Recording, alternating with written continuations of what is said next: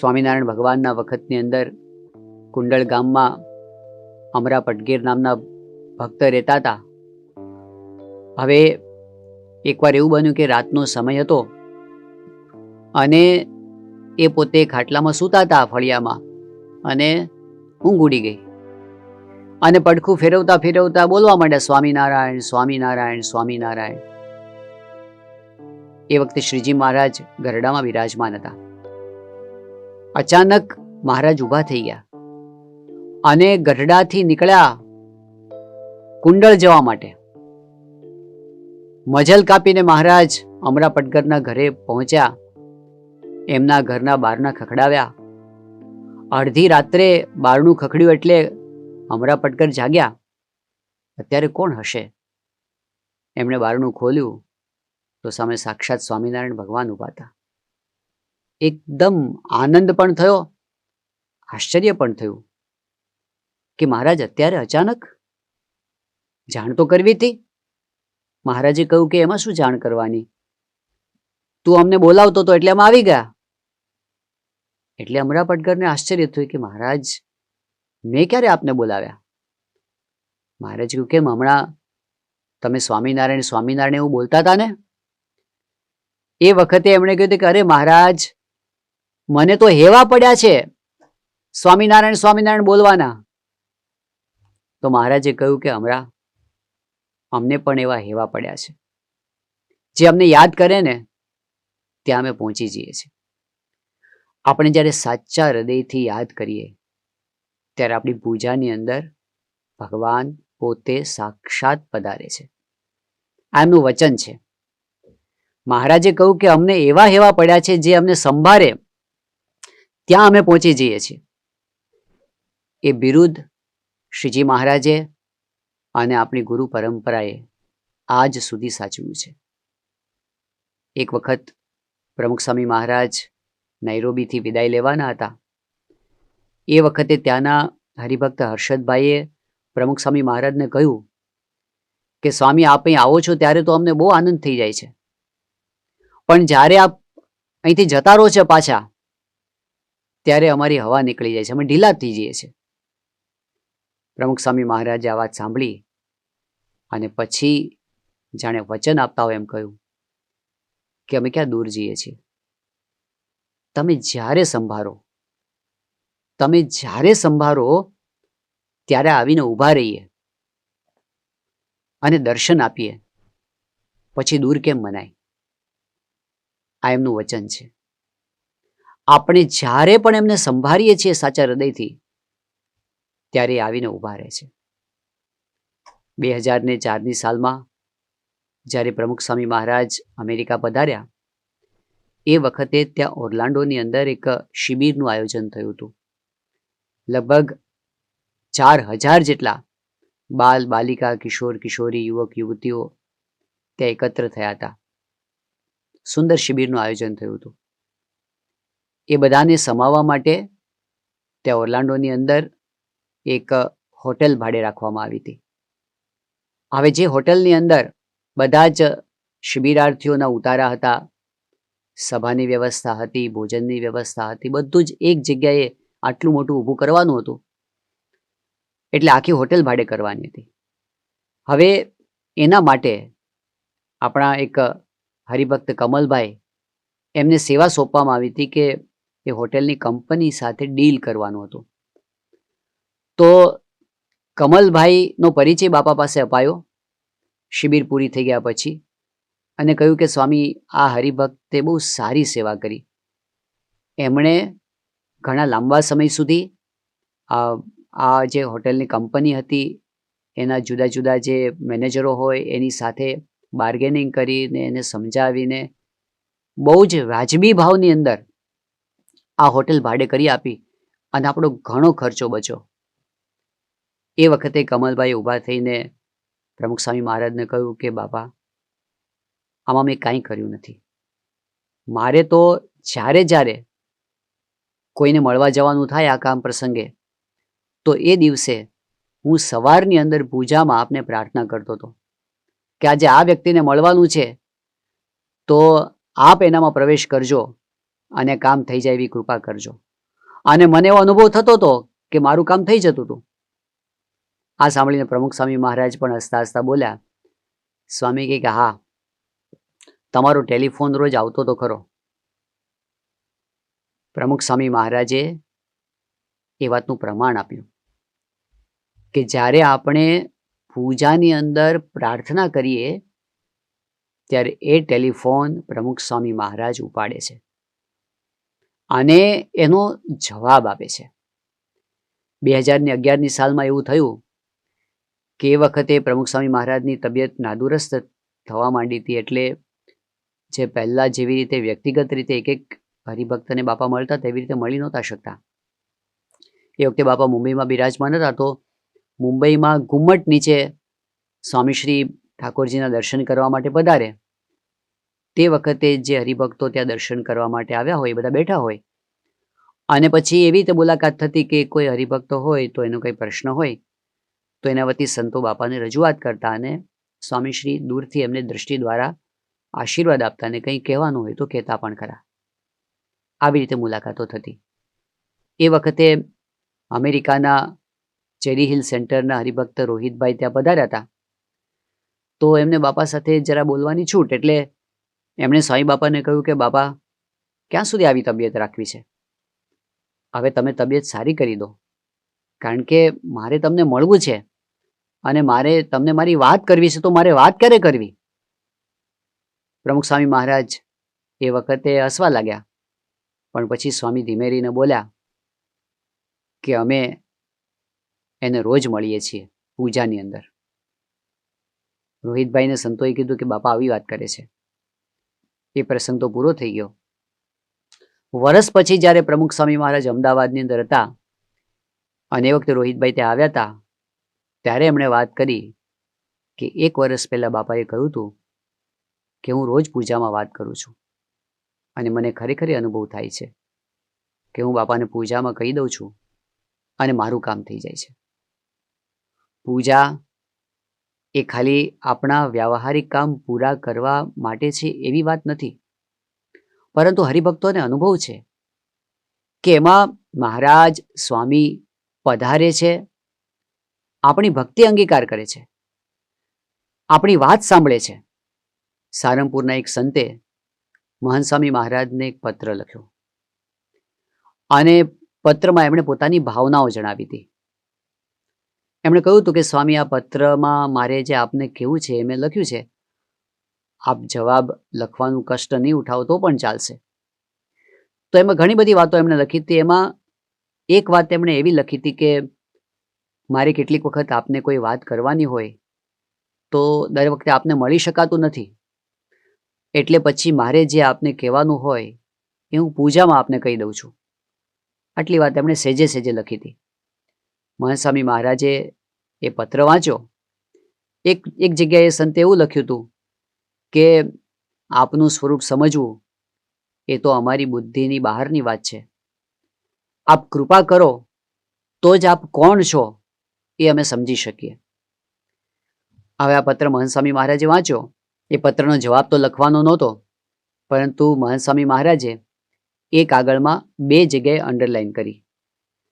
એમાં એક જગ્યાએ જે પ્રશ્ન પૂછ્યો હતો કે આપને અમારે કેવા સમજવા એ તો આપ સમજાવો તો જ સમજાય, તો એની નીચે અંડરલાઈન કરી અને મહંત સ્વામી મહારાજે નીચે એ લાઈન ખેંચી અને ખાલી જગ્યામાં લખ્યું કે શ્રીજીના દાસ પરમ એકાંતિક સંત.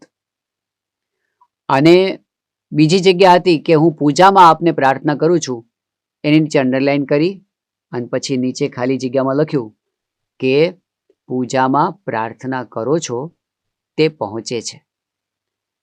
આપણે જે કાંઈ વાત પૂજામાં કરીએ છીએ તે બધી મહારાજ અને સ્વામી પોતે સાંભળે છે એવું પ્રમાણ સ્વયં સ્વામિનારાયણ ભગવાને આપ્યું છે અને આપણા ગુણાતીત ગુરુવર્યોએ આપ્યું છે.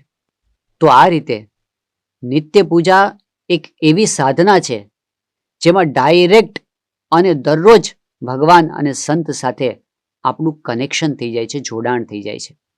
આપણા માટે તો આ નિત્ય પૂજા એ સ્વયં સ્વામિનારાયણ ભગવાનનો આદેશ છે, આજ્ઞા છે. શિક્ષાપત્રીની અંદર સ્વામિનારાયણ ભગવાને કહ્યું છે, સત્સંગ દીક્ષાની અંદર પણ મહંત સ્વામી મહારાજે એ જ આજ્ઞા દૃઢાવતા કહ્યું છે કે નિત્ય પૂજા પૂર્ણ કરીને પછી જ પોતાનું વ્યાવહારિક કામ એ કરાય. અને એટલે આપણે જોઈએ છીએ કે સ્વામિનારાયણ ભગવાનના વખતથી માંડી અને આજ સુધી હરિભક્તોના જીવનની અંદર આ નિત્ય પૂજા માટેની કેવી પર્વત પ્રાય દૃઢતા જોવા મળે છે. બોચાસણના કાશીદાસભાઈ મહારાજના અનન્ય ભક્ત હતા. એ પોતે વેપાર કરતા હતા અને એક વખત એવું થયું કે એ વેપારમાં એમને કંઈ ખોટ ગઈ અને એને લીધે એમને અમુક રકમનું દેવું થઈ ગયું. હવે દેવું ભરપાઈ કરવામાં એમને વાર લાગી એટલે જે લેણદારો હતા એમણે એ વખતે સરકારમાં ફરિયાદ કરી અને એને લીધે કાશીદાસ મોટાને જેલમાં પૂરવામાં આવ્યા. જ્યાં સુધી એ રકમ ચૂકતે ન કરે ત્યાં સુધી એમને જેલમાં રાખવા એવો ઠરાવ થયો હતો. કાશીદાસ મોટા તો જેલમાં ગયા પણ પૂજા તો સાથે લઈને ગયા હતા અને પૂજા કર્યા વગર પાણી પણ ન પીવાય એમનો પાક્કો નિયમ હતો. પણ પૂજા કરવા માટે સ્નાન કરવું પડે. હવે વ્યવસ્થા તો ત્યાં જેલમાં હતી નહીં, તો એમણે વાત કરી કે મારો આવો નિયમ છે. શરૂઆતમાં તો ત્યાં જેલમાંથી સહકાર ન પ્રાપ્ત થયો, પણ પછી જોયું કે આ તો કશું ખાતા પીતા નથી, એટલે એમને પૂજા તો કરાવવી જ પડે અને એના માટે સ્નાન કરાવવું પડે. તો સ્નાન કરાવવા માટે એમને નદીએ લઈ જવામાં આવ્યા. સિપાહીઓ સાથે ગયા, નદીમાં ડૂબકી મારી અને જેવી એમણે વાત્રક નદીમાં ડૂબકી મારી અને પોતે બહાર નીકળ્યા તો સીધા ગઢડા ઘેલા નદીમાંથી બહાર નીકળ્યા. ચમત્કાર થયો. આ બાજુ પેલા સિપાહીઓએ રાહ જોઈ કે આ પાણીમાં ડૂબ્યા તો બહાર કેમ ના નીકળ્યા, દેખાય જ નહીં.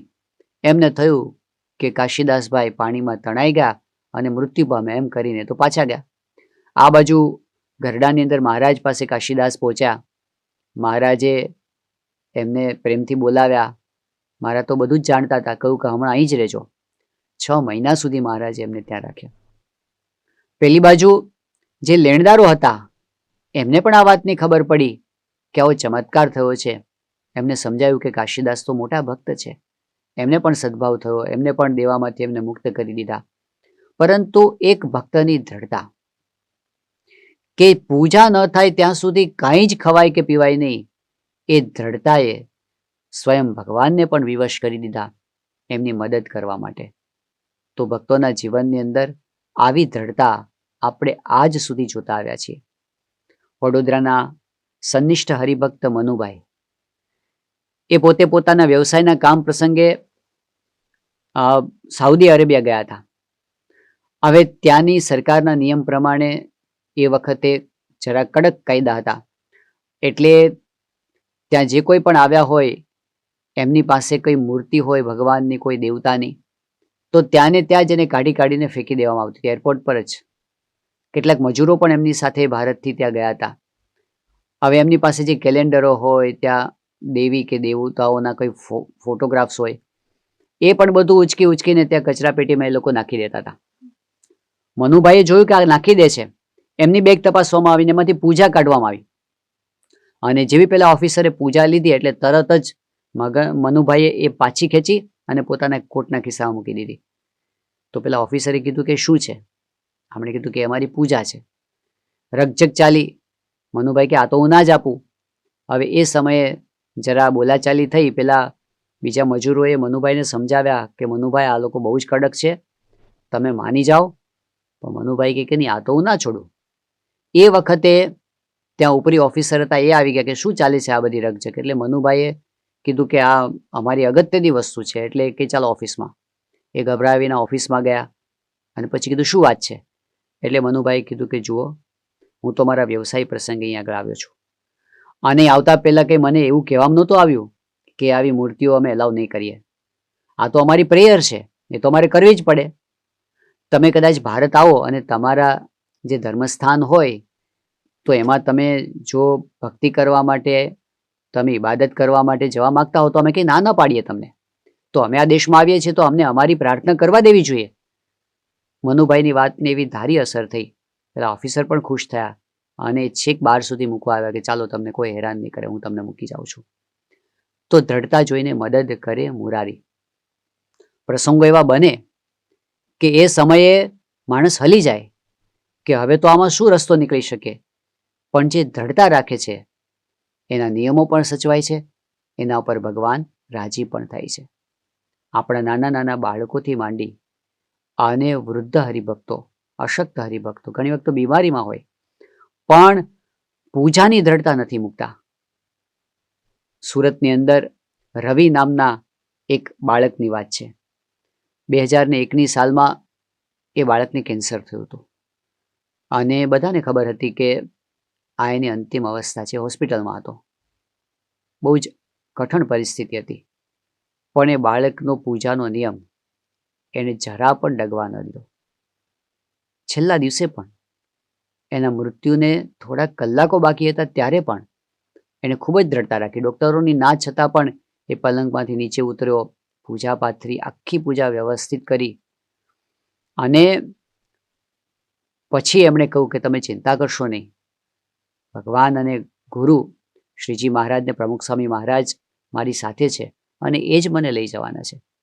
તો એવી દ્રઢતા સાથે એ જીવનના છેલ્લા શ્વાસ સુધી ભક્તિ કરતો રહ્યો અને એ જ દિવસે એમ બોલતા બોલતા જ એ પોતે ધામમાં પધાર્યો. તો આપણા સત્સંગની આ વિશેષતા છે કે ભગવાનની પૂજાની દ્રઢતા એ જીવનના છેલ્લા શ્વાસ સુધી રાખવાની હોય છે. આપણા ગુરુહરિ પ્રમુખ સ્વામી મહારાજે પણ આટલી બીમારીની અંદર પણ એમના જીવનના છેલ્લા દિવસોની અંદર પણ પોતાની પૂજા એ ક્યારેય છોડી નહોતી. તો પૂજા એ નિત્ય સાધનાનો આદેશ છે આપણા માટે. સ્વામિનારાયણીય પૂજા વિધિની એક વિશેષતા પણ છે. સાધારણ રીતે જ્યારે ભગવાન સંબંધી કોઈ આરાધના કરવાની હોય, સાધના કરવાની હોય ત્યારે એના ઘણા બધા અંગો હોય છે. કોઈ ધ્યાન કરે, કોઈ પ્રાર્થના કરે, કોઈ મંત્ર જાપ કરે, કોઈ વળી શાસ્ત્ર પઠન કરે, ઘણી બધી પ્રકારે ભગવાનની ભક્તિ થતી હોય છે. પણ સ્વામિનારાયણ ભગવાને જે પૂજા વિધિ આપણને આપી છે એની વિશેષતા શું છે કે એમાં સર્વાંગ સાધના આપી દીધી એક જ પૂજાની અંદર. જેમ કે આપણે પૂજા શરૂ કરીએ તો આરંભ જ એનો તિલક અને ચાંદલાથી થાય છે. ભાઈઓ તિલક ચાંદલો કરે, બહેનો ખાલી ચાંદલો કરે, પણ એનાથી જ શરૂઆત થાય છે અને એનાથી જ આપણને પોતાની આઈડેન્ટિટી પકડાય છે કે હું ભગવાનનો ભક્ત છું. આપણા સત્સંગની અંદર કોઈ એવા હરિભક્તો છે કે નાસામાં પોતે વૈજ્ઞાનિક તરીકે કામ કરે છે. કોઈક એવા હરિભક્ત છે જે પોતે બહુ જ મોટા ડૉક્ટર છે. કોઈક એવા છે કે જે ડિસ્ટ્રિક્ટ લેવલના જજ છે, મેજિસ્ટ્રેટ છે. જુદી જુદી જગ્યાએ પોતે બહુ મહત્વપૂર્ણ ભૂમિકા અદા કરે છે. પરંતુ એ બધાની વચ્ચે હું ભગવાનનો ભક્ત છું એવી પોતાની ઓળખ બતાવવામાં એ શરમાતા નથી. તો પૂજાની શરૂઆતમાં જ તિલક કરીને આપણે ભગવાનના ભક્ત તરીકેનું આપણું ગૌરવ એને દ્રઢ કરીએ છીએ. અને ત્યાર પછી આપણે જોઈએ છીએ પૂજાના અંગ તરીકે કે આપણે આધ્યાત્મિક વિચાર કરીએ છીએ. મહાન સ્વામી મહારાજે પૂજા વિધિમાં બતાવ્યું છે કે તિલક ચાંદલો કરીને પછી આત્મવિચાર કરવો, પરમાત્માના મહિમાનો વિચાર કરવો. તો આ આત્મા અને પરમાત્માનો વિચાર એક સાધના છે જે પૂજામાં એક અંગ તરીકે આવી જાય છે. ત્યાર પછી માનસી પૂજા આવે છે. તો ધ્યાનરૂપી સાધના, પ્રત્યક્ષ ભગવાનના સ્વરૂપની ધ્યાનરૂપ જે સાધના એ માનસી પૂજાની અંદર આવી જાય છે. ત્યાર પછી મંત્ર જાપ આવે છે. ત્યાર પછી એક પગે ઉભા રહીને જ્યારે આપણે ભગવાનની માળા કરીએ છીએ ત્યારે તપશ્ચર્યા, તપની ભાવના સાથે આવી જાય છે. પ્રદક્ષિણા આવે છે. દંડવત પ્રણામ કે પંચાંગ પ્રણામ ભગવાનને આપણે કરીએ છીએ. પ્રાર્થના કરીએ છીએ, શાસ્ત્ર વાંચન કરીએ છીએ, એટલે આપણે સત્સંગ દીક્ષા અને શિક્ષાપત્રી ગ્રંથનું વાંચન કરીએ છીએ અને પછી બધાને પ્રણામ કરીએ છીએ. કેટલી બધી પ્રકારની ભક્તિ એક સાથે એક પેકેજ આવી જાય છે કે જેની અંદર પ્રાર્થના પણ આવે, જેની અંદર મંત્ર જાપ પણ આવે, જેની અંદર આત્મવિચાર પણ આવે, જેમાં ધ્યાન પણ આવે, જેમાં પ્રદક્ષિણા પણ આવે, જેમાં દંડવત પણ આવે. આ બધું જ એક સાથે એક પૂજા વિધિની અંદર 20 મિનિટની અંદર કે અડધો કલાકની અંદર બધું જ સમાવિષ્ટ થઈ જાય એવી આપણી નિત્ય પૂજા છે. તો એક બહુ સારામાં સારું પેકેજ આપણને સ્વામિનારાયણ ભગવાને આપ્યું. વળી વિશેષતા કેવી કે પૂજા વિધિનું સ્વરૂપ એવું આપ્યું કે એ આપણે પોતાની સાથે રાખી શકીએ. ઘર મંદિરની અંદર ભગવાનની મૂર્તિ પધરાવી હોય ત્યાં રોજ આરતી થાય, થાળ થાય, એ તો બરાબર છે, પણ પોતાની પૂજા ઘરના જેટલા સભ્યો હોય બધાને વ્યક્તિગત રાખવાની હોય. મહાન સ્વામી મહારાજે સત્સંગ દીક્ષા ગ્રંથમાં એ વાત લખી કે સ્વીય પૂજા સ્વતંત્રાતુ સર્વૈ રક્ષા ગૃહે પૃથક. પોતાની પૂજા એ દરેક વ્યક્તિએ સ્વતંત્રપણે રાખવાની. અને એટલી પણ સ્પષ્ટતા કરી કે જન્મનો દિવસાત એવ પૂજા ગ્રાહ્યા સ્વસંતતે, કે બાળકનો જન્મ થાય એ દિવસથી એની પૂજા પોતાની સ્વતંત્ર રાખવી. એ પૂજા આપણે જ્યાં જઈએ ત્યાં આપણી સાથે રહે. અને રોજ આપણે એને પોતાની પૂજા જાતે કરવાની હોય એવી એક અદ્ભુત વિધિ. અને એની વિધિ પણ બહુ કઠિન ના હોય, આપણે એને સાચવીને રાખી શકીએ. મંત્ર મૂર્તિઓ ખોલીને આપણે આહ્વાન કરીએ અને પછી પાછા વિસર્જન મંત્રથી આપણે એનું પુનરાગમન મંત્રથી પાછી એને આપણે સંકેલી પણ લઈએ. તો બધી રીતે આપણી સુવિધા પણ સચવાય અને આપણી નિત્ય ભક્તિ પણ થાય. એવું સરસ આપણને નિત્ય પૂજારૂપી સાધન એ શ્રીજી મહારાજે આપ્યું છે. હવે આ જે નિત્ય પૂજા એની ગુણવત્તા શેમાં છે? મહાન સ્વામી મહારાજ ઘણી વખત આ વાત કરે છે કે આપણી 99% સાધના આંતરિક છે. તો બહાર જે કરીએ છીએ તો અગત્યનું છે જ, અનિવાર્ય છે, પણ બહાર જે આપણે આ પૂજા વિધિ કરી એની ગુણવત્તા શેના પર આધાર રાખે છે કે તે વસ્તુ કરતી વખતે આપણી અંદર શું ચાલે છે. તો કેવી રીતે આપણે પૂજા કરીએ તો એ પૂજા શ્રેષ્ઠ પૂજા થાય. કોઈ પણ ભક્તિની અંદર જ્યારે મહિમા ભળે ત્યારે એ ભક્તિ શ્રેષ્ઠ થાય છે. કોઈ પણ ભક્તિની અંદર જ્યારે પ્રેમ ભળે ત્યારે એ શ્રેષ્ઠ બને છે. અને કોઈ પણ પૂજાની અંદર જ્યારે એકાગ્રતા જોડાય ત્યારે એ ભક્તિ સાર્થક બને છે.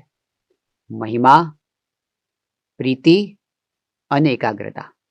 તો પૂજાની અંદર પણ જ્યારે આપણે મહિમા સાથે જોડાઈએ છીએ, મહિમા એટલે હું કોની પૂજા કરું છું, અને સાથે સાથે હું જે પૂજા કરું છું તો જે ભગવાનની પૂજા કરું છું એ ભગવાન સાક્ષાત સામે આવીને બેઠા છે, એટલે હું બહુ અગત્યનું કામ અત્યારે કરું છું, એવા મહિમા સાથે જ્યારે આપણે જોડાઈએ ત્યારે આપણને પૂજાનો આનંદ વિશેષ આવે છે. જ્યારે આપણે પ્રીતિ સાથે જોડાઈએ, ગદગદ ભાવથી જોડાઈએ ત્યારે આપણને એનું સુખ અધિક આવે છે. યોગીજી મહારાજ જ્યારે ઈસવીસન 1959-60ની સાલમાં આફ્રિકાના વિચરણમાં હતા અને એ વખતે સોલ્સબરી નામના સેન્ટરમાં ગયા હતા, તો એ સેન્ટરમાં જશભાઈ નામના એક યુવાન ભક્ત એ યોગીજી મહારાજના સંપર્કમાં આવ્યા હતા. એમના પિતાશ્રી ભારતમાં સત્સંગી હતા, પણ જશભાઈને એટલો બધો સત્સંગનો રંગ નહોતો. એમને તો લાગ્યું કે આ બાવા બધા પોટલા લઈને આવી ગયા છે સાધુ મહારાજો, તો કે બહુ રસ નહોતો પડતો એમાં. પણ એમના પિતાશ્રીએ કીધું હતું કે આ યોગીજી મહારાજ આવે છે તો તમે ત્યાં એમનો દર્શન, કથા વાર્તા સાંભળવા અને દર્શન કરવા જજો. તો જશભાઈ પોતે જતા, પણ કોઈ દિવસ આખી સભામાં બેસે નહીં, અડધી કથા સાંભળે ન સાંભળે પછી સરકીને જતા રહે.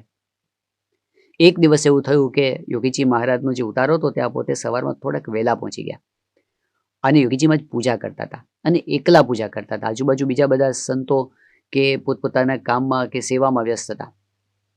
એકલા યોગીજી મહારાજ પૂજા કરતા હતા અને જશભાઈ ત્યાં જઈને બેઠા અને એમણે યોગીજી મહારાજની મસ્તી જોઈ, એમનો પ્રેમ જોયો ભગવાન પ્રત્યેનો, અને પોતે એકદમ સ્થિર થઈ ગયા. જશભાઈ પોતે યોગના અભ્યાસી હતા, પોતે યોગના વર્ગો ચલાવતા, બીજાને યોગ શીખવતા, પરંતુ જે શાંતિ એમણે ક્યારેય નહોતી અનુભવી એ યોગીજી મહારાજની પૂજાના દર્શન કરીને એમને થઈ ગઈ. એમને લાગ્યું કે આ પુરુષ એ કંઈક જુદો ભગવાનનો આનંદ ભોગવે છે. અને એ વખતથી એમનું રૂપાંતર થઈ ગયું અને એકદમ યોગીજી મહારાજની સાથે સ્નેહ થઈ ગયો, પાક્કો સત્સંગ થઈ ગયો. તો જ્યારે પૂજા આપણે કરતા હોઈએ ત્યારે તલ્લીન થઈને પ્રેમ ભાવથી કરીએ તો આપણને પણ જુદો આનંદ આવે છે અને ભગવાન પણ આપણા પર પ્રસન્ન થાય છે. તો પેલું મહિમા, બીજું છે પ્રીતિ અને ત્રીજું છે એકાગ્રતા.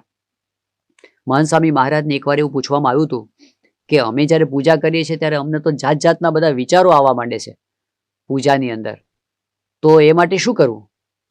આ વર્ષો પહેલા પૂછાયેલો પ્રશ્ન છે. ત્યારે મહંત સ્વામી મહારાજે પ્રશ્નના જવાબમાં કહ્યું હતું કે મને તો એવું કોઈ દિવસ થતું નથી, મને પ્રશ્ન નડતો નથી, મારા પર બાપાની કૃપા છે. પણ પછી પોતે ઉપાય બતાવ્યો. મહંત સ્વામી મહારાજ કે હું જ્યારે પૂજા કરવા બેસું ત્યારે હું શું વિચારું છું કે મારે બીજું કોઈ કામ બાકી જ નથી, આ એક જ કામ મારે કરવાનું છે, આ સિવાય બધું થઈ ગયું છે.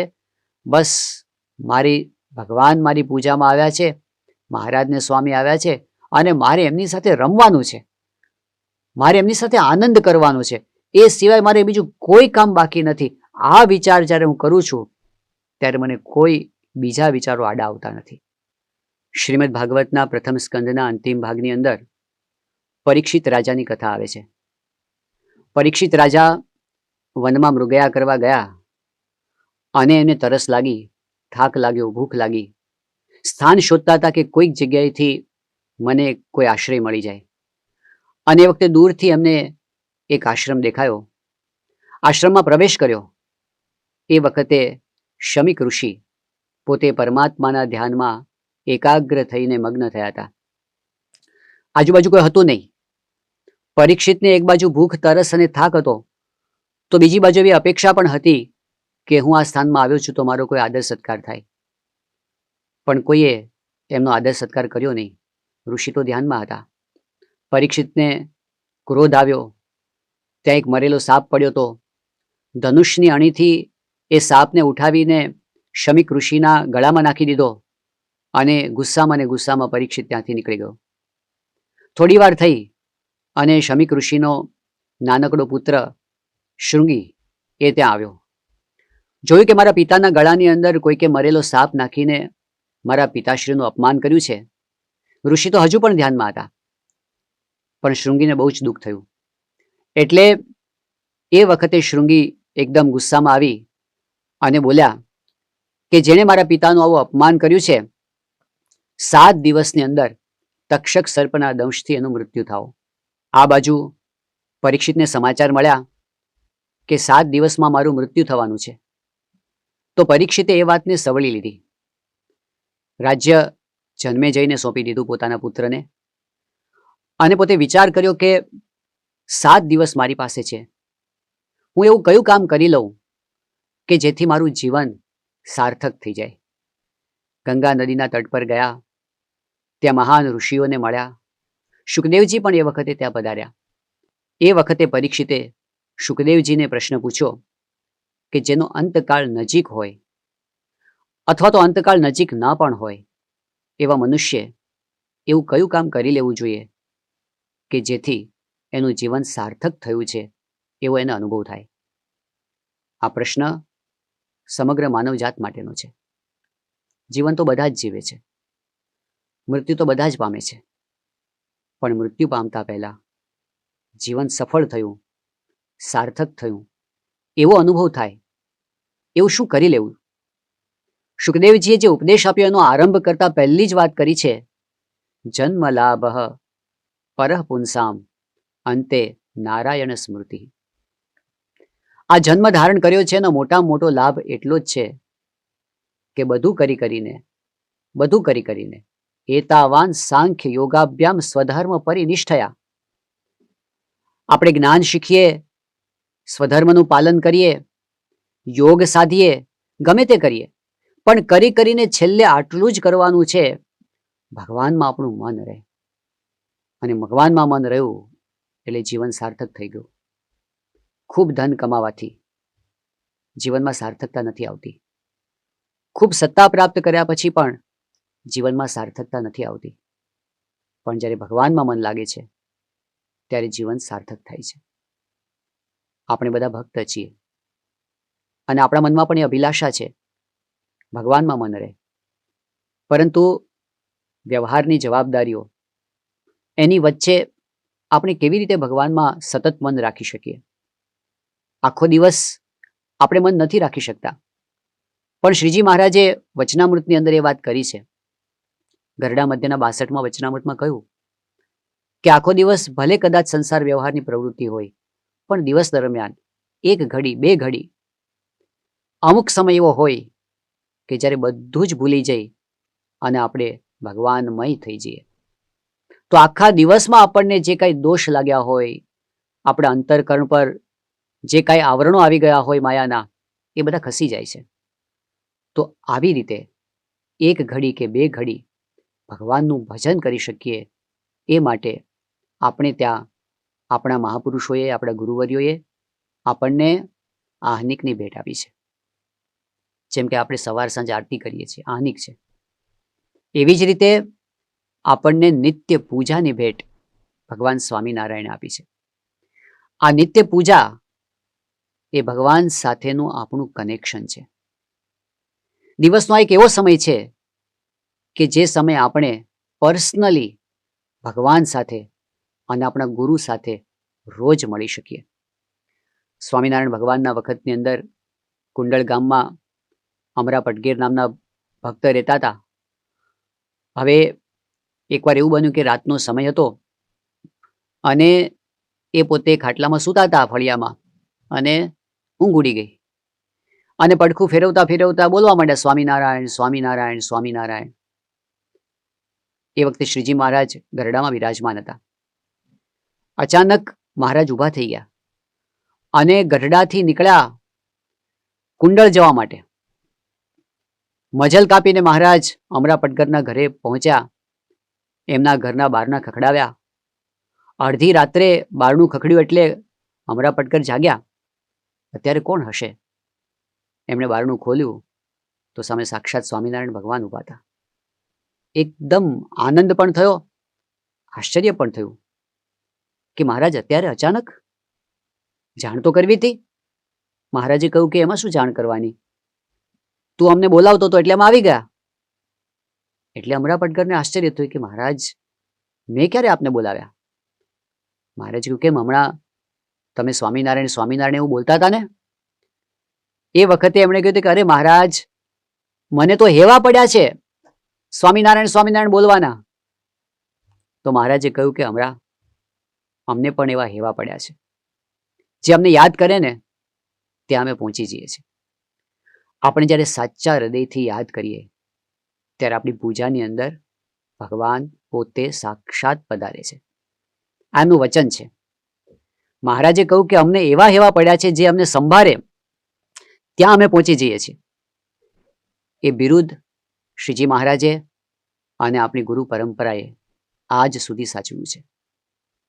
એક વખત પ્રમુખ સ્વામી મહારાજ નૈરોબીથી વિદાય લેવાના હતા.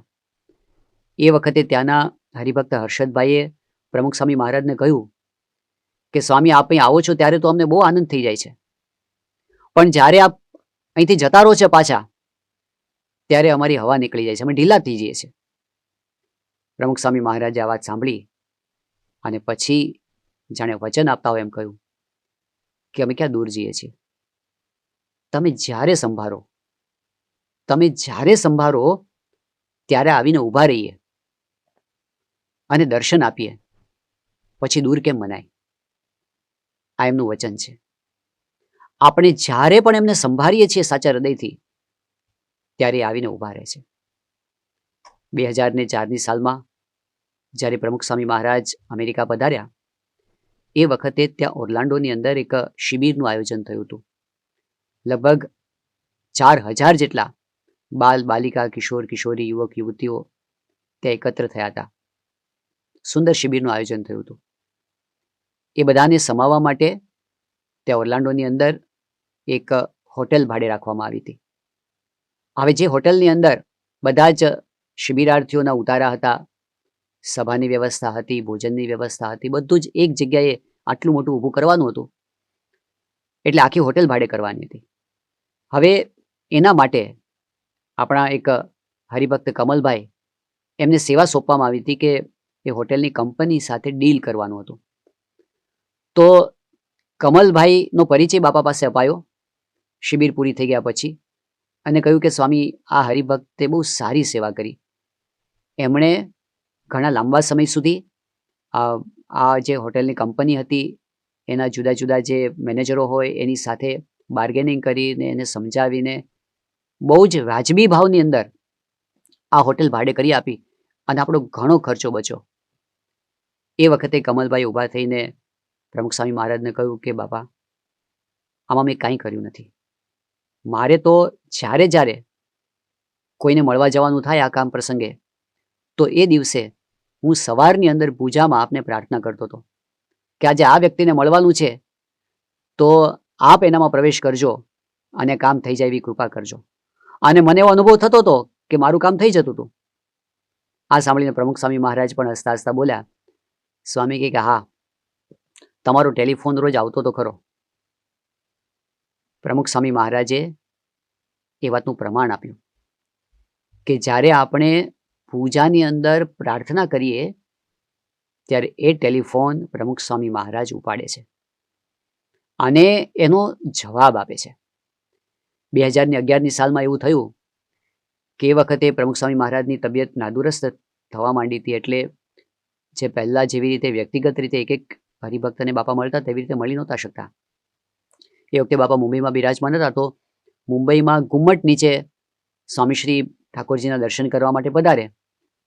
તે વખતે જે હરિભક્તો ત્યાં દર્શન કરવા માટે આવ્યા હોય, બધા બેઠા હોય, અને પછી એવી રીતે મુલાકાત થતી કે કોઈ હરિભક્તો હોય તો એનો કંઈ પ્રશ્ન હોય તો એના વતી સંતો બાપાને રજૂઆત કરતા અને સ્વામીશ્રી દૂરથી એમને દ્રષ્ટિ દ્વારા આશીર્વાદ આપતા અને કંઈ કહેવાનું હોય તો કહેતા પણ ખરા. આવી રીતે મુલાકાતો થતી. એ વખતે અમેરિકાના ચેરી હિલ સેન્ટરના હરિભક્ત રોહિતભાઈ ત્યાં પધાર્યા હતા. તો એમને બાપા સાથે જરા બોલવાની છૂટ, એટલે એમણે સ્વામી બાપાને કહ્યું કે બાપા, ક્યાં સુધી આવી તબિયત રાખવી છે? હવે તમે તબિયત સારી કરી દો, કારણ કે મારે તમને મળવું છે અને મારે તમને મારી વાત કરવી છે, તો મારે વાત ક્યારે કરવી? પ્રમુખ સ્વામી મહારાજ એ વખતે હસવા લાગ્યા, પણ પછી સ્વામી ધીમે રહીને બોલ્યા કે અમે એને રોજ મળીએ છીએ પૂજાની અંદર. રોહિતભાઈને સંતોએ કીધું કે બાપા આવી વાત કરે છે. એ પ્રસંગ તો પૂરો થઈ ગયો. વર્ષ પછી જ્યારે પ્રમુખ સ્વામી મહારાજ અમદાવાદની અંદર હતા અને એ વખતે રોહિતભાઈ ત્યાં આવ્યા હતા, ત્યારે એમણે વાત કરી કે 1 વર્ષ પહેલાં બાપાએ કહ્યું હતું કે હું રોજ પૂજામાં વાત કરું છું અને મને ખરેખર અનુભવ થાય છે કે હું બાપાને પૂજામાં કહી દઉં છું અને મારું કામ થઈ જાય છે. પૂજા એ ખાલી આપણા વ્યાવહારિક કામ પૂરા કરવા માટે છે એવી વાત નથી, પરંતુ હરિભક્તોને અનુભવ છે કે એમાં મહારાજ સ્વામી પધારે છે, આપણી ભક્તિ અંગીકાર કરે છે, આપણી વાત સાંભળે છે. સારંગપુરના એક સંતે મહંત સ્વામી મહારાજને એક પત્ર લખ્યો અને પત્રમાં એમણે પોતાની ભાવનાઓ જણાવી હતી. એમણે કહ્યું હતું કે સ્વામી, આ પત્રમાં મારે જે આપને કહેવું છે એ મેં લખ્યું છે, આપ જવાબ લખવાનું કષ્ટ નહીં ઉઠાવો તો પણ ચાલશે. તો એમાં ઘણી બધી વાતો એમણે લખી હતી. એમાં એક વાત એમણે એવી લખી હતી કે મારે કેટલીક વખત આપને કોઈ વાત કરવાની હોય તો દર વખતે આપને મળી શકાતું નથી, એટલે પછી મારે જે આપને કહેવાનું હોય એ હું પૂજામાં આપને કહી દઉં છું. આટલી વાત એમણે સહેજે સહેજે લખી હતી. મહંત સ્વામી મહારાજે એ પત્ર વાંચ્યો. એક જગ્યાએ સંતે એવું લખ્યું હતું કે આપનું સ્વરૂપ સમજવું એ તો અમારી બુદ્ધિની બહારની વાત છે. આપ કૃપા કરો તો જ આપ કોણ છો એ અમે સમજી શકીએ. હવે આ પત્ર મહંત સ્વામી મહારાજે વાંચ્યો. એ પત્રનો જવાબ તો લખવાનો નહોતો, પરંતુ મહંત સ્વામી મહારાજે એ કાગળમાં 2 જગ્યાએ અંડરલાઈન કરી. એમાં એક જગ્યાએ જે પ્રશ્ન પૂછ્યો હતો કે આપને અમારે કેવા સમજવા એ તો આપ સમજાવો તો જ સમજાય, તો એની નીચે અંડરલાઈન કરી અને મહંત સ્વામી મહારાજે નીચે એ લાઈન ખેંચી અને ખાલી જગ્યામાં લખ્યું કે શ્રીજીના દાસ પરમ એકાંતિક સંત.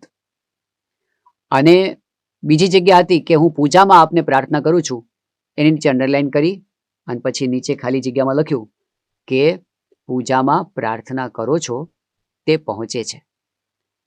આપણે જે કાંઈ વાત પૂજામાં કરીએ છીએ તે બધી મહારાજ અને સ્વામી પોતે સાંભળે છે એવું પ્રમાણ સ્વયં સ્વામિનારાયણ ભગવાને આપ્યું છે અને આપણા ગુણાતીત ગુરુવર્યે આપ્યું છે. તો આ રીતે નિત્ય પૂજા એક એવી સાધના છે જેમાં ડાયરેક્ટ અને દરરોજ ભગવાન અને સંત સાથે આપણું કનેક્શન થઈ જાય છે, જોડાણ થઈ જાય છે.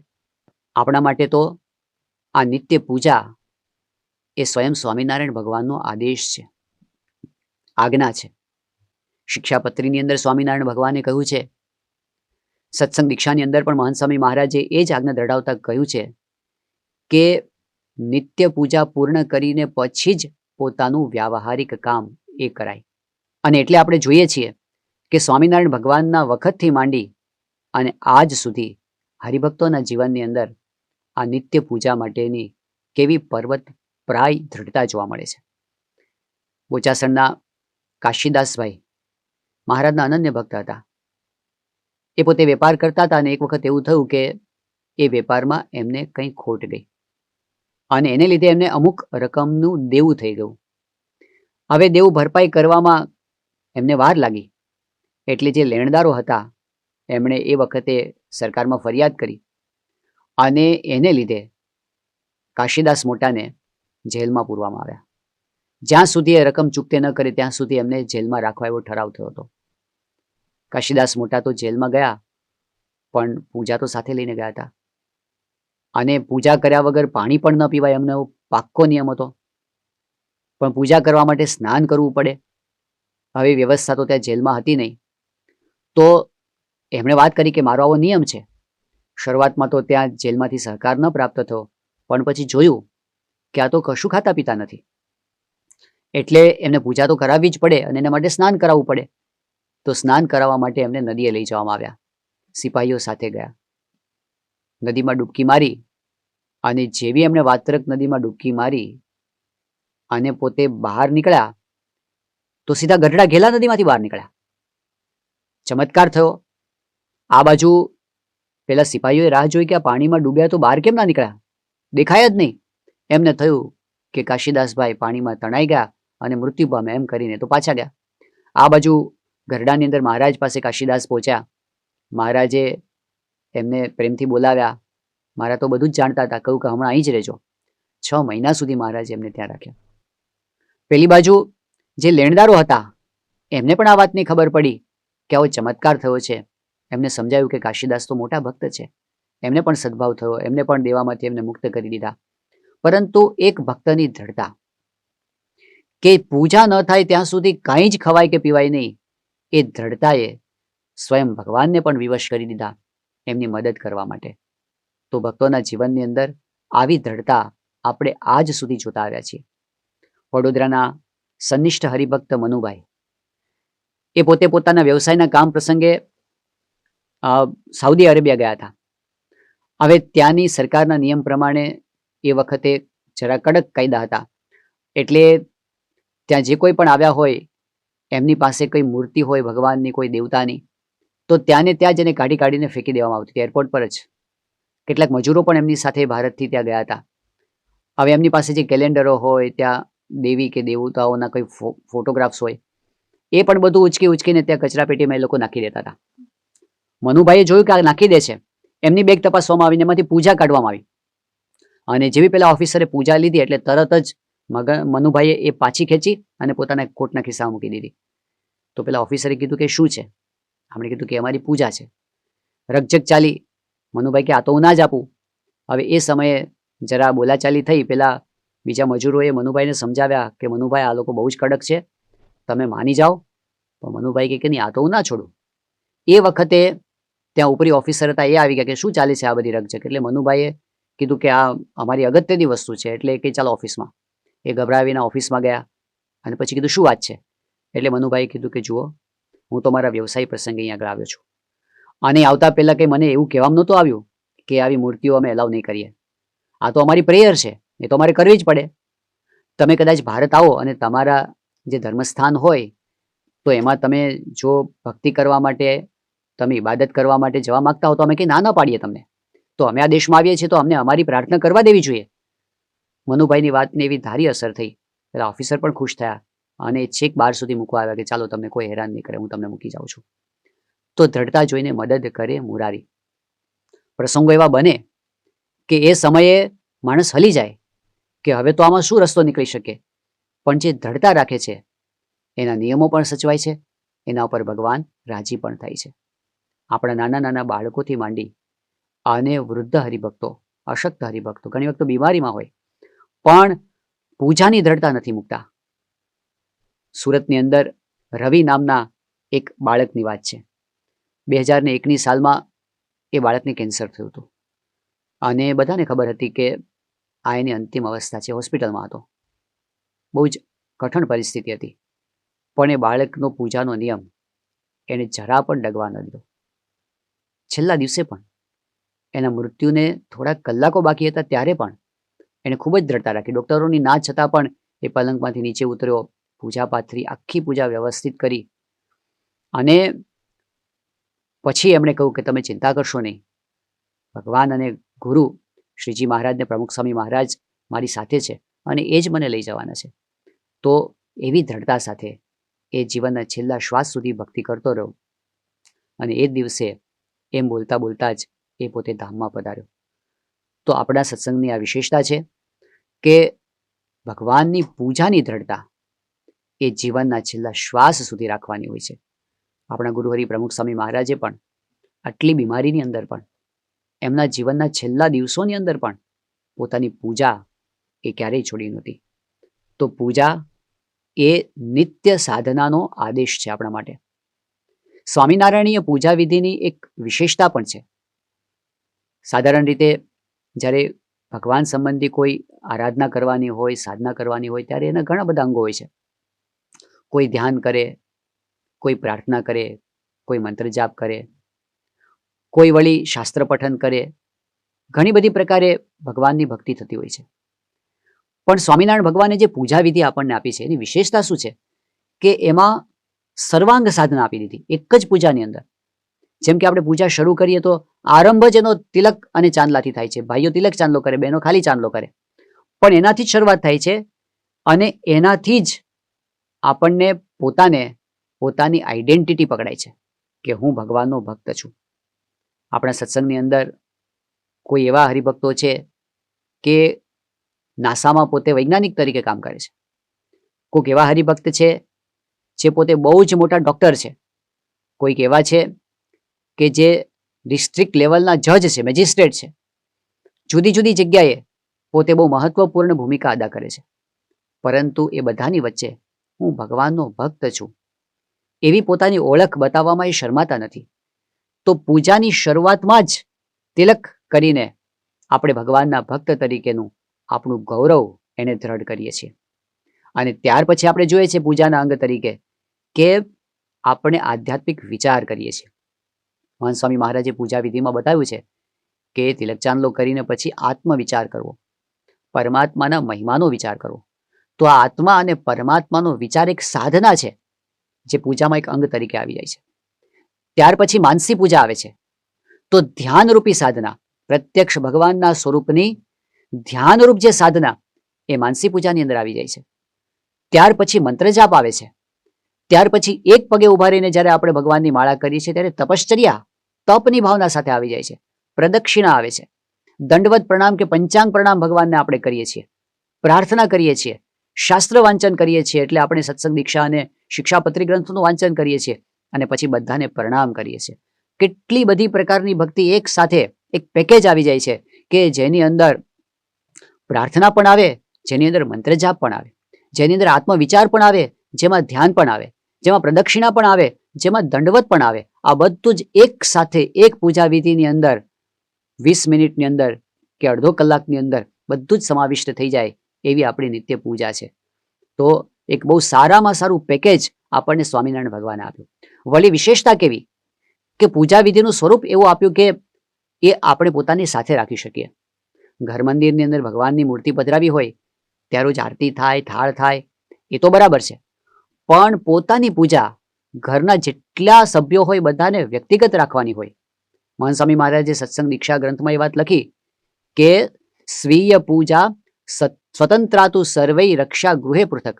પોતાની પૂજા એ દરેક વ્યક્તિએ સ્વતંત્રપણે રાખવાની, અને એટલી પણ સ્પષ્ટતા કરી કે જન્મનો દિવસાત એવ પૂજા ગ્રાહ્યા સ્વસંતતે, કે બાળકનો જન્મ થાય એ દિવસથી એની પૂજા પોતાની સ્વતંત્ર રાખવી. એ પૂજા આપણે જ્યાં જઈએ ત્યાં આપણી સાથે રહે, અને રોજ આપણે એને પોતાની પૂજા જાતે કરવાની હોય એવી એક અદ્ભુત વિધિ. અને એની વિધિ પણ બહુ કઠિન ના હોય, આપણે એને સાચવીને રાખી શકીએ. મંત્ર મૂર્તિઓ ખોલીને આપણે આહવાન કરીએ, અને પછી પાછા વિસર્જન મંત્રથી આપણે એનું પુનરાગમન મંત્રથી પાછી એને આપણે સંકેલી પણ લઈએ. તો બધી રીતે આપણી સુવિધા પણ સચવાય અને આપણી નિત્ય ભક્તિ પણ થાય એવું સરસ આપણને નિત્ય પૂજારૂપી સાધન એ શ્રીજી મહારાજે આપ્યું છે. હવે આ જે નિત્ય પૂજા એની ગુણવત્તા શેમાં છે? મહંત સ્વામી મહારાજ ઘણી વખત આ વાત કરે છે કે આપણી 99% સાધના આંતરિક છે.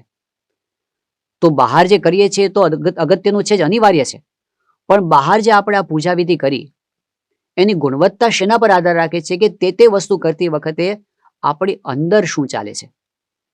તો કેવી રીતે આપણે પૂજા કરીએ તો એ પૂજા શ્રેષ્ઠ પૂજા થાય. કોઈ પણ ભક્તિની અંદર જ્યારે મહિમા ભળે ત્યારે એ ભક્તિ શ્રેષ્ઠ થાય છે. કોઈ પણ ભક્તિની અંદર જ્યારે પ્રેમ ભળે ત્યારે એ શ્રેષ્ઠ બને છે.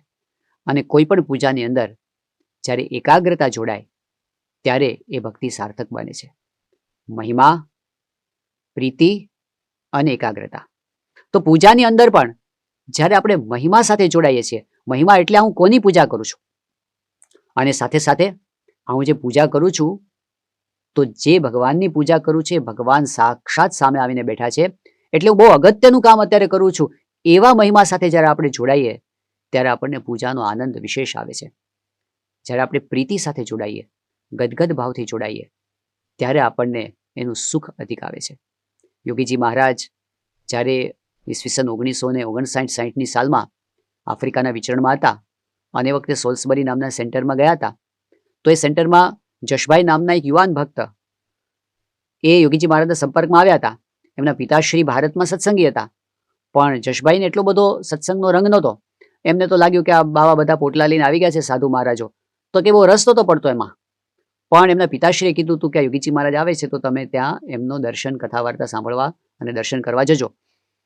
તો જશભાઈ પોતે જતા, પણ કોઈ દિવસ આખી સભામાં બેસે નહીં, અડધી કથા સાંભળે ન સાંભળે પછી સરકીને જતા રહે. એક દિવસ એવું થયું કે યોગીજી મહારાજનો જે ઉતારો હતો ત્યાં પોતે સવારમાં થોડાક વહેલા પહોંચી ગયા અને યોગીજી મહારાજ પૂજા કરતા હતા અને એકલા પૂજા કરતા હતા. આજુબાજુ બીજા બધા સંતો કે પોતપોતાના કામમાં કે સેવામાં વ્યસ્ત હતા.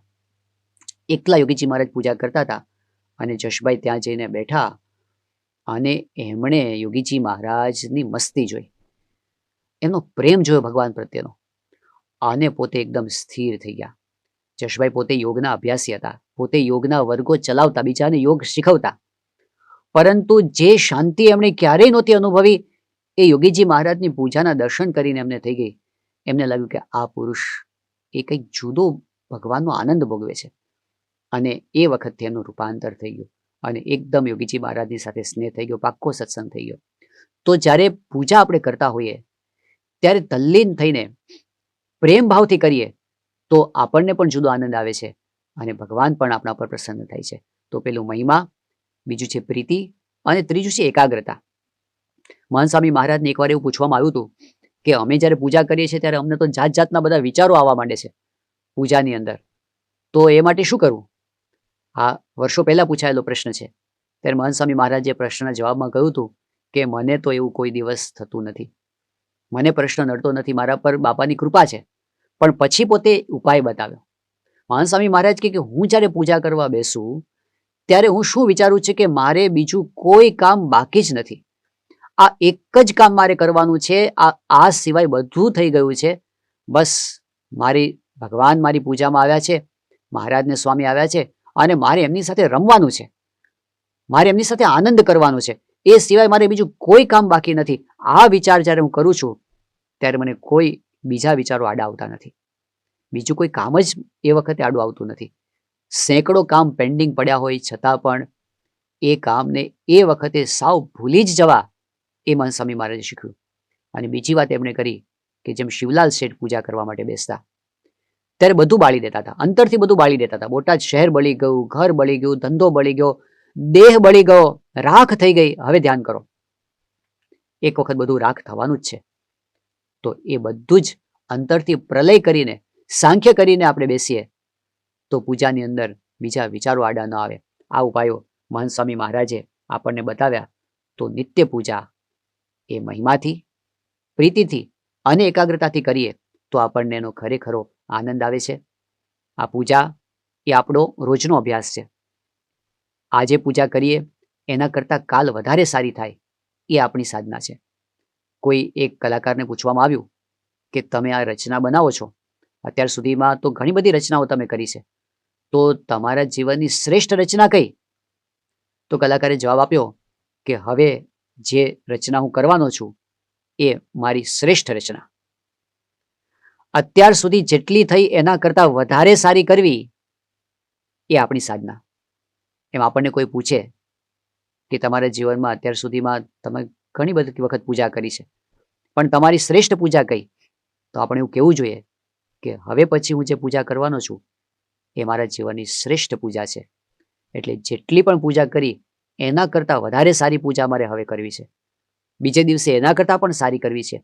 એવી રીતે જો આપણે મહિમા, પ્રીતિ, એકાગ્રતાનો અભ્યાસ કરીએ તો આપણને પૂજાની અંદર ભગવાન સાથેનું સાનિધ્ય અનુભવવાની અંદર દિન દિન પ્રત્યે પ્રગતિનો અનુભવ થાય. આપણે મહારાજ અને સ્વામીના ચરણોમાં પ્રાર્થના કરીએ કે આ નિત્ય પૂજારૂપી સાધના એમાં આપણે દિવસે દિવસે પ્રગતિ કરી શકીએ. પૂજામાં ગડબડ થાય તો બધી આખો દિવસ ગડબડ ચાલ્યા કરે. તો જે પૂજા વ્યવસ્થિત કરીને આ વ્યવહારનો માર્ગ છે ખરેખર અમે વાત કરીએ છીએ, પણ તમારે બધી એટલી માયા હોય, બધું કરવું પડે. પણ તો જો એક વાત સમજી રાખી હોય કે પૂજા એટલે અબજો રૂપિયા, અને તમારે આ તમારો વ્યવહાર બધું એ તો ચપટી 5, 25, 100 રૂપિયાની. તો બેમાં કયું પ્રિફર કરો? જો વ્યવહારની વાત તો સાચી છે, એની ખોટી નથી, પણ મહિમા હોય ને ભગવાન સાથે મુલાકાતની વાત છે તો બધું ટળી જાય અને બધી એક એક ક્રિયા બધું વ્યવસ્થિત થયા. સ્વામી બાપા, અમે રોજ સવારે નિત્ય પૂજા તો કરીએ છીએ, પરંતુ અમારા જગતના પ્રશ્નોને લીધે, જેવા કે ચા નાસ્તો, નોકરી, ધંધો, ઉઘરાણી, એ આ જગતના પ્રશ્નોમાં મહારાજ સ્વામી, પ્રમુખ સ્વામી મહારાજ અને આપ અમારી પૂજામાં બેઠા હો એવું તો લાગતું જ નથી. તો ખરેખર સ્વામી બાપા, તમે અમારી પૂજામાં પધારો છો કે નહીં? ભગવાન એવા નિર્માની છે, તમે બોલાવો આવે, જાઓ કે જતા રહે. સ્વામી બાપા, પૂજામાં જગતના જ વિચારો આવ્યા કરે છે, તો આપ એવા આશીર્વાદ આપો કે અમે એવું શું કરીએ તો આ વિચારો બંધ થઈ જાય. આ બસ મહિમા હોય તો બધું ઉકેલાઈ જાય. આ જેમ કલેક્ટરને મળવું હોય તો કેટલી તૈયારી કરવી પડે, તો ભગવાનને મળવાની વાત છે, પણ તકલીફ એ છે રોજ મળવાનું છે, એટલે ઢીલાશ આવતી જાય. ધીમે ધીમે પહેલાં જોરદાર પૂજા કરે, પછી ધીમે ધીમે બધું કામકાજને લીધે આમ તેમ ગોટા વરે. પણ જો ખરેખર મહિમા સમજ્યા હોય, ભગવાનને મળવાનું છે, ભગવાન સાથે મુલાકાત ગોઠવાય, એવો મહિમા સમજાય તો બધું વ્યવસ્થિત થાય.